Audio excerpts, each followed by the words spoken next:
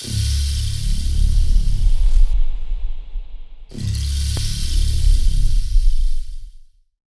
guys, welcome to Novum. A little bit of a different video here, but one that I know at least a few of you have been waiting for.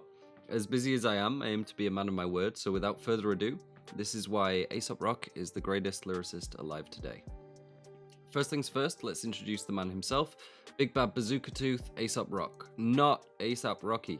I have nothing against Aesop Rocky, but it's important to understand that this guy and this guy are not the same person. If you are unfamiliar with Aesop, then don't beat yourself up. He's widely regarded as the best rapper no one has ever heard of. Naturally, any discussion about who is the best in any genre is going to be heavily canted with subjectivity, so I've narrowed this down slightly from rapper to lyricist. This of course does then include poets and other such examples of lyricism. I think I can say pretty comfortably that, in my opinion at least, Aesop Rock is leading it all. And I would say Saul Williams is a very worthy second place, but I'll look at him in his own video.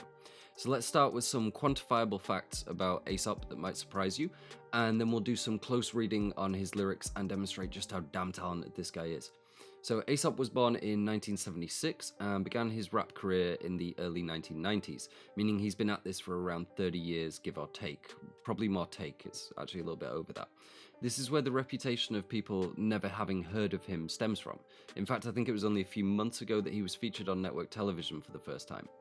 And we should probably address why that is. After all, if someone is incredibly good at something, one would think that excelling at it for 30 years would be enough to achieve international recognition. Well, yes and no. What is in no doubt Aesop's biggest strength, his complex and often cryptic lyricism, may also be one of the biggest roadblocks to the recognition he deserves. He demands to be closely listened to. Meanings overlap and interweave and contradict. Words and structure are often kept deliberately obtuse and often fit in the beat in unconventional modes. His vocabulary is vast, and the depth of analysis that Lexis is used for is extremely well crafted. Check out this graph comparing different rappers' vocabularies per 10,000 words of their lyrics. Aesop Rock is far, far ahead of the industry by a large margin. And this isn't just someone who got really good at using a thesaurus. This is high art. We can't say simply that using lots of different words makes for a better writer. Orwell certainly wouldn't agree with that. It's the application of those words that matters, and it's therein which we see the true skill of Aesop Rock on display. I think this is demonstrative of a level of talent akin to Shelley or Blake or Stoker or the Brontes. To demonstrate that, let's do some close reading on some of Aesop's bars. So first up, we've got a little plot of land where authority isn't recognized, contraband keeping the core of his hide Jekyllized. Okay, so I think this is one of the most functionally brilliant bars in the entirety of rap music. First and foremost, it's aesthetically brilliant. It plays well off the tongue, the meter is difficult to avoid, and it's beautifully symmetrical in its construction. I'll say nothing of Aesop's delivery here simply because I'm complimenting his writing right now, but the writing is strong enough that it engenders the cadence almost effortlessly. Got a little plot of land where authority isn't recognized, contraband keeping the core of his hide Jekyllized. The rhythm is imbued in the writing perfectly, like, for example, iambic pentameter is so prone to do. The pattern of the writing, the syllable structure, creates a powerful flowing stanza that brings with it a natural rhythm that you really can't avoid. Try saying it as flatly as you can. You'll find that cadence is still there unless you deliver it extremely awkwardly. So we have a very cool sounding, well flowing, structurally well put together bar on our hands, but that wouldn't qualify as one of the most functionally brilliant just on its own. As with most things Aesop does, the real meat is in the meaning, so let's move on to that. I think we can all safely assume that the little plot of land where authority isn't recognized is a quick metaphor for growing some marijuana. And in all likelihood it certainly is. We can also pull out the slightly deeper meaning from it though, the odd, almost doomsday prepper, hillbilly weird vibe seen through the Impossible Kid videos that's so often associated with getting a remote or otherwise removed piece of land and living away from social norms. That movement away from society, the decision to become the outcast, the hermit, the man who removes himself rather than the criminal who is removed. Rap, good rap at least, is the story of outliers and failures, the story of a struggle. For NWA or Eminem, that struggle may have been racism or poverty, respectively. The list goes on, but the general notion is the same. For Aesop, this struggle has always seemed to be more against himself than anything else, so we can, as with most things in most of his music, quickly find double meaning there. The little plot of land brings with it notions of personal freedom and rebellion against structure and society at the cost of ostracism and self-exile. But let's move on to that second line though, because it's highly referential of the first, and this is another really impressive thing to consider which Aesop does often and fluently. That is shifting the meaning of a previous line with an adjustment in the next. It's not a particularly great example here, but it's definitely something to keep in mind when listening to him. If you haven't heard it before, you can hear him quite indulgently doing this with the whole song in the tracks Daylight, Nightlight. To the next line then, and first up we have Contraband. This is entirely purposeful, of course. If we have this in the previous line, then the double meaning is removed. You can throw in that thing about authority, and still the double meaning is gone. The line would simply now mean, I grow drugs.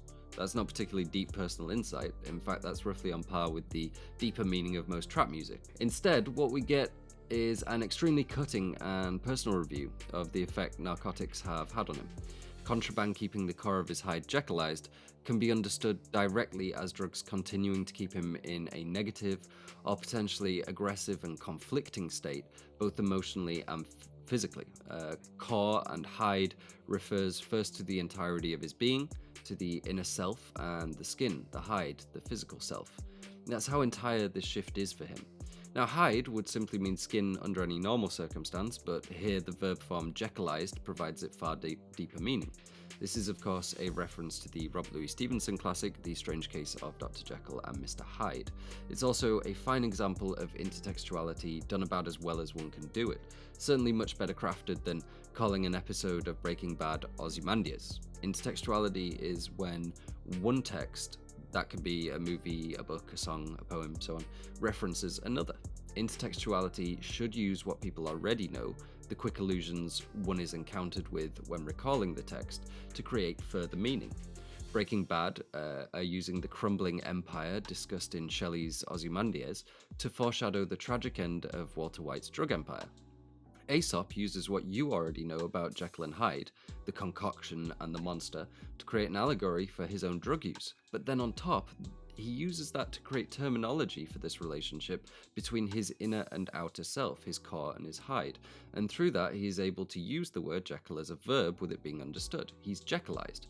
He uses that existing knowledge of the turmoil of Jekyll to create something new in the song and in your understanding when you listen to it.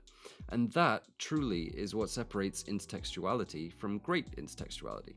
When we understand the bar as a whole, it becomes one of sadness, one of self-awareness, though disappointment and ultimately a resignation to societal self-exclusion. It's worth noting that this is a standard, not an apex. He has so many beautiful constructions. Describing humanity as coal on a conveyor belt is one that springs to mind immediately. Went from healthy to unhealthy to a hell he never leaves is another absolutely beautiful construction. That actually reminds me of, supposedly, according to some, the greatest sentence in the English language, which is Gertrude Stein, a rose is a rose is a rose. And I'd say there's certain similarities there with went from healthy to unhealthy to a hell he never leaves. And he says this when describing his mental state, and we can apply this same level of analysis just across all of his work. I could keep going and going, but so this doesn't come off like I'm cherry picking, let's move on to looking at him on a slightly larger scale with one of his recent albums, The Impossible Kid, as our control. The whole album is a deep, introspective tour of his current condition, ranging from his battles with therapy and medication to a beautiful song called Blood Sandwich about his brothers and traumatic moments from their childhoods together and their relationships now. There's a song about his cat, Kirby, a song about his anxieties about leaving his illustration behind, and the whole thing is as exquisitely written and layered with meaning as any of the examples we'll look at here. Just in case you think I'm pulling this out of thin air, here are Aesop's own words on why he titled the album Impossible Kid. I refer to myself as the Impossible Kid on the song Get Out of the Car, and I liked how it sounded and the meanings I could pull out of it. In some ways, it's about my endless and often impossible quest to just feel okay, with myself, with the world, with my place, with my life, my relationships, my art, my impact, if any. It's the impossible quest for happiness and satisfaction. I kind of also think it can refer to generally being stubborn, someone who won't budge within the creative process. So you can see there how he intertwines meanings, often meanings that oppose or even contradict one another. This is an extremely important ability when writing introspection. Our brains don't always agree with themselves. Ideas or events that cause us dilemmas and conflicting emotions can often be difficult to interpret within the inner monologue. The delicacy and nuance with which he approaches this is integral here, but would amount to very little if he wasn't so skilled at matching those almost intangible concepts with skilled verse. The track mentioned in this quote, Get Out the Car, Ace, is a phenomenal example of his skill with metaphor. It refers to the literal state of him being stoned in his car, not wanting to get out and take care of his responsibilities or face the wider world. Again, that sort of outcast feeling we have built in earlier. But this is also clear allegory for him refusing to move from a stasis in his life. The car is an emotional cell that he has refused to evolve from or escape following the death of his friend several years prior. This is clear from the line, if I zoom on out, I can finally admit it's all been a blur since Moo got sick. None of the subsequent years stood a chance, whether you're his mom's or his man's, whether you're his pops or his girl, he was poison. This really hits home for me without going into too much detail. This is certainly something that I can relate to, a sort of self-medicated depression stasis, let's say, that exists to keep one from dealing with a traumatic reality. Now let's pause and think what a wildly deep concept that is to be dealt with in such a tight and efficient lyric. And really, it's all summed up even tighter with just get out the car. That's really all you need once you understand the meaning at work. That's scarily efficient and entirely beautiful. Even more impressive, perhaps, is how closely relatable it is for me, and maybe you too. I'm certain you'd quickly find things that you did relate to in this album, if not this, because he's talking about extremely human, extremely normal things that are still extremely complex issues and bringing them to the surface. It's pain we can all relate to. It's a struggle that will never end. People often say that once rappers, or actually in a similar vein, MMA fighters and boxers, get rich enough to stop, they lose something from their music or their desire to fight, respectively. It's hard to speak from the struggle when you're waking up on silk sheets. I think you could argue Eminem may have suffered from this, although he's had some extremely good recent returns to form. Aesop Rock, though, as I mentioned earlier, is for the most part struggling against himself, and this is the story told by his music. It's not a struggle that can end, really. I think to some degree we all struggle with ourselves, and I think maybe that's why his music is becoming even better the longer it goes on. With age comes a better ability to see oneself and to see oneself in others. I think that's what pushes him above Eminem for me and into the realm of high art. Great art looks inwards and it reminds us of ourselves. It introduces us to new parts of ourselves.